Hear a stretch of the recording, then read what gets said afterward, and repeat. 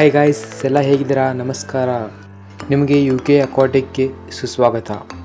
ಇವತ್ತು ನಾವು ಹೇಳ್ತಿರೋದು ಏನೆಂದರೆ ಈ ಗಪ್ಪಿ ಫಿಶ್ ಮರಿಗಳನ್ನ ಹೇಗೆ ಬೆಳೆಸಬೇಕೆಂತ ನಿಮಗೆ ಸ್ಟೆಪ್ ಬೈ ಸ್ಟೆಪ್ ಹೇಳ್ತಾ ಇರ್ತೀನಿ, ಬರ್ರಿ. ನನ್ನ ಹತ್ರ ಇರುವ ಈ ಮರಿಗಳು 14ರಿಂದ 15 ದಿನ ಆಗಿದೆ. ನೀವು ನೋಡ್ತಾ ಇರ್ಬೋದು ಎಷ್ಟು ಚೆನ್ನಾಗಿ ಗ್ರೋತ್ ಆಗಿದೆ ಅಂತ.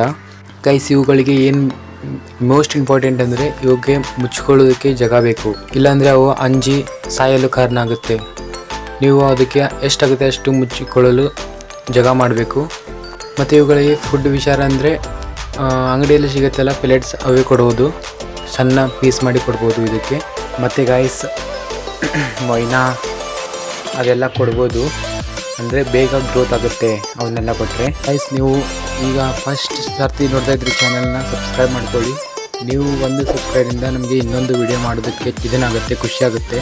ಮತ್ತು ಮುಂದೆ ಬರೋ ವಿಡಿಯೋಸಲ್ಲಿ ಗೋರಾಮಿ ಆಗಲಿ, ಗಪ್ಪೀಸ್ ಆಗಲಿ, ಮೌಲೀಸ್ ಆಗಲಿ ಮತ್ತು ಹಲವಾರು ಮೀನುಗಳ ಬ್ರೀಡಿಂಗ್ ವಿಡಿಯೋಸ್ ಎಲ್ಲ ಮಾಡ್ತೀನಿ. ಮತ್ತು ಇವು ನೋಡ್ತಾ ಇದ್ದೀರಲ್ಲ, ಇವೆಲ್ಲ ಮದರ್ ಗಪ್ಪೀಸು.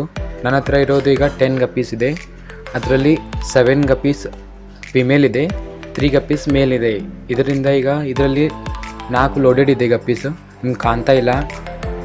ಮತ್ತು ಇಲ್ಲಿ ನೋಡ್ಬೋದು ನೀವು, ಇಲ್ಲಿ ಜೀಬ್ರಾಡನ್ಯೂಸ್ ಇದೆ. ಇದರಲ್ಲಿ ಬುಟ್ಟಿಯಲ್ಲಿ 3 ಫಿಮೇಲ್ ಇದೆ, ಮತ್ತು ಕೆಳಗಡೆ ಬಿಟ್ಟಿರೋದೆಲ್ಲ ಮೇಲ್ ಇದೆ. ಇವುಗಳ ಬ್ರೀಡಿಂಗ್ ಪ್ರೊಸೆಸ್ ಎಲ್ಲ ನಿಮಗೆ ತೋರಿಸ್ತೀನಿ ಸ್ಟೆಪ್ ಬೈ ಸ್ಟೆಪ್ ಆಗಿ. ಮತ್ತು ಇದು ನೋಡಿ, ನಾನು ಇದೆಲ್ಲ ದೊಡ್ಡ ನೀರಲ್ಲಿ ಬಿಟ್ಟಿರೋದು, ಇದೆಲ್ಲ ಫ್ರಿಜ್ ಬಾಕ್ಸು. ಸಿಗೋಣ ಅಂತ ನೆಕ್ಸ್ಟ್ ವಿಡಿಯೋದಲ್ಲಿ. ಓಕೆ ಗೈಸ್, ಬಾಯ್.